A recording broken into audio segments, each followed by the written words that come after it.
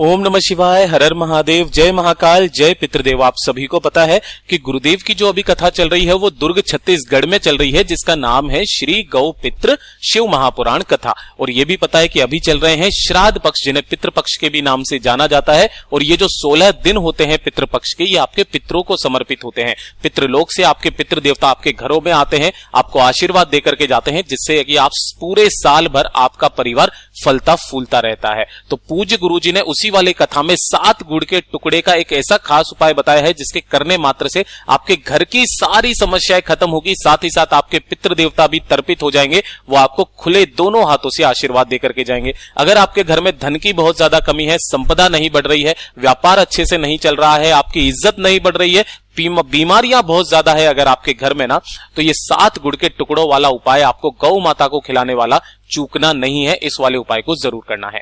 पूज्य गुरुजी की कथा से सुनकर के और समझ करके पूरे उपाय को बड़े ही विस्तार से बताऊंगा, परंतु उससे पहले आप सबसे एक छोटी सी गुजारिश करूंगा कि जो लोग पहली बार आए हैं, चैनल को जरूर सब्सक्राइब कीजिएगा और वीडियो को लाइक करके महादेव जी का कोई सा भी प्यारा नाम कमेंट बॉक्स में लिखना मत भूलिएगा। साथ ही साथ ओम पितृ देवाय नमः जरूर लिखिएगा।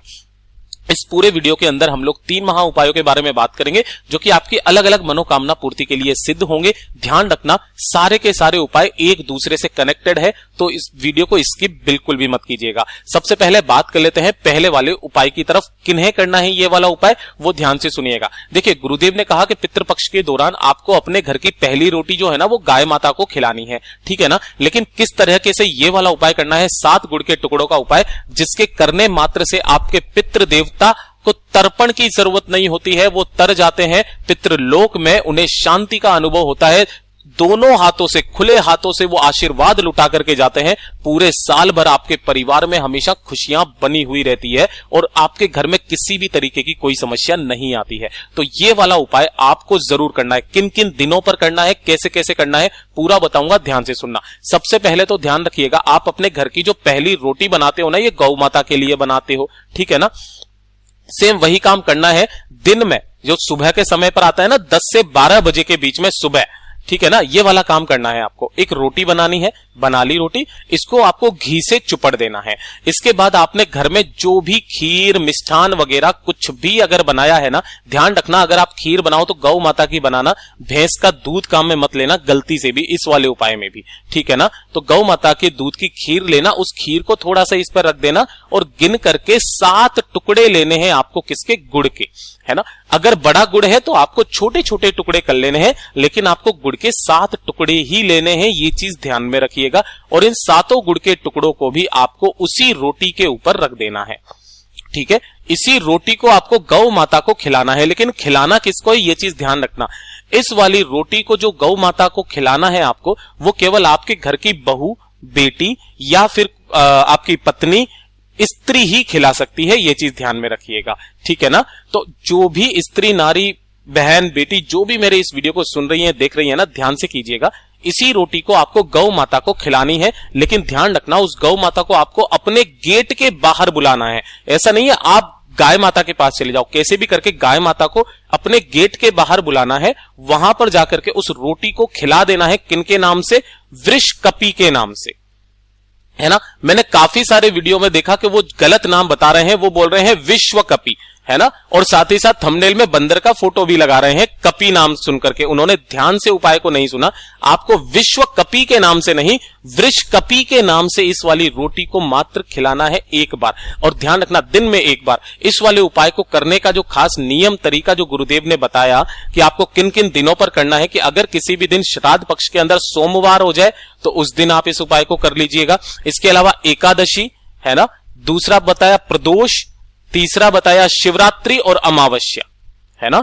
शिवरात्रि और अमावस्या, ये जो 5 तिथियां होती है ना, ये आपके जितने भी पितृ देवता होते हैं ना, उनको तर्पित कर देती है। फिर उन्हें तर्पण की जरूरत नहीं होती है, आपका परिवार हमेशा फलता फूलता रहता है। तो इन 5 दिनों पर इस वाले उपाय को आपको जरूर करना है। मात्र एक रोटी और गुड़ के 7 टुकड़े आपको गाय माता को वृषकपि के नाम से अपने गेट के बाहर खिला देना है, ठीक है। ये हो गया पहला काम।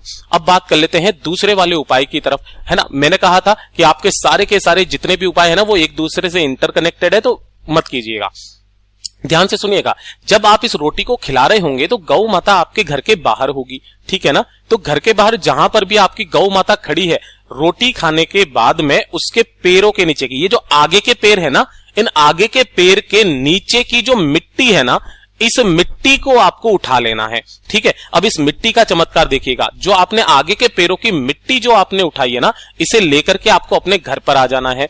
और दूसरे दिन, पहले दिन तो नहीं, उसके दूसरे दिन से आपको क्या करना है, थोड़ी थोड़ी सी मिट्टी आपने नहाने वाली बाल्टी में, ध्यान रखना, अपने नहाने वाली बाल्टी में डाल लेनी है और इसी से आपको स्नान करना है।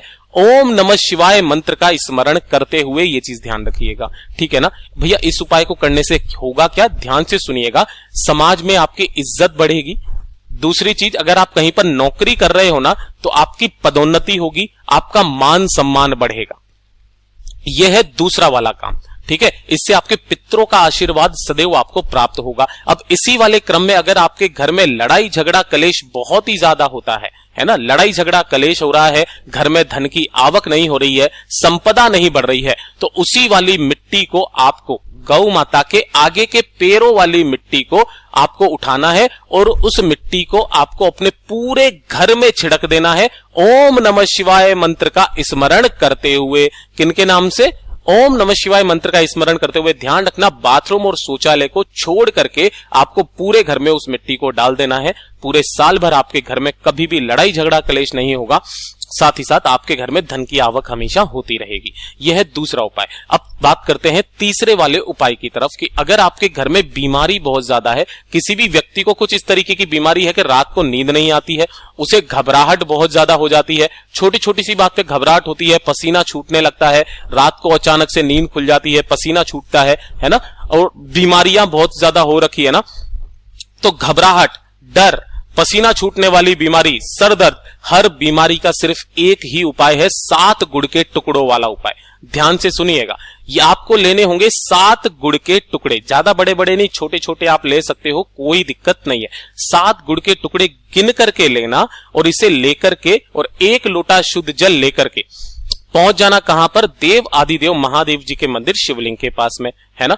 जैसे ही आप यहां पर पहुंचेंगे, उत्तर दिशा नॉर्थ डायरेक्शन की तरफ मुंह करके खड़े हो जाना। सबसे पहले 1 लोटा शुद्ध जल मेरे देव आदिदेव महादेव जी को समर्पित करना है। ध्यान रखना, जब भी आप डर, घबराहट, पसीना छूटने वाला या बीमारी के लिए इस वाले उपाय को करेंगे ना, 7 गुड़ के टुकड़ों का, तो आप किनके नाम से करोगे, माता धूमावती के नाम से, माता धूमावती के नाम से इस वाले उपाय को करना है। माता धूमावती के नाम से आपको ये लोटा जल चढ़ाना है। ओम नमः शिवाय, श्री शिवाय नमस्तुभ्यम का स्मरण करते हुए यहां पर जल चढ़ा दिया। उसके बाद में उन 7 गुड़ के टुकड़ों को आपको शिवलिंग के ठीक ऊपर समर्पित करना है। किनके नाम से, माता धूमावती के नाम से, और अपना नाम और गोत्र बोल करके यहां पर अपनी कामना कह देनी है। कामना कह दी, कामना कह देने के पश्चात इन 7 गुड़ के टुकड़ों को आपको उठा करके घर पर लेकर के आ जाना है। फिर उसके बाद लगातार 7 दिन तक आपको मंदिर जाना है, शिवालय की चौखट पर बैठ करके। ध्यान रखना, शिवालय की चौखट पर बैठ करके आपको एक एक करके, एक दिन में 1 गुड़ का टुकड़ा शिवालय की चौखट पर बैठ करके शिवलिंग को देखते हुए खा लेना है। लगातार 7 दिन आप इस वाले उपाय को कर लीजिएगा।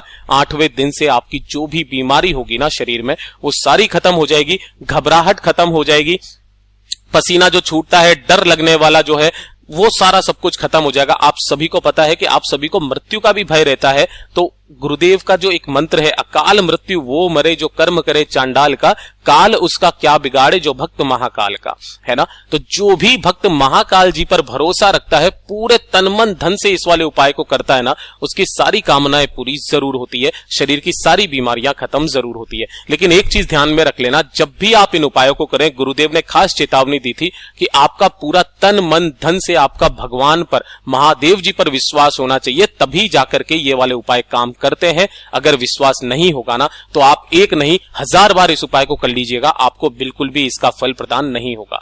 पूज्य गुरुजी ने जैसा अपनी कथाओं में बताया, वैसा आसान भाषा में आपको बताने का संपूर्ण प्रयास किया। वीडियो अगर पसंद आया हो तो लाइक जरूर करना, साथ ही साथ चैनल को सब्सक्राइब जरूर कीजिएगा। मैं मिलता हूं आपसे अगले वीडियो में, तब तक के लिए ओम नमः शिवाय, जय महाकाल।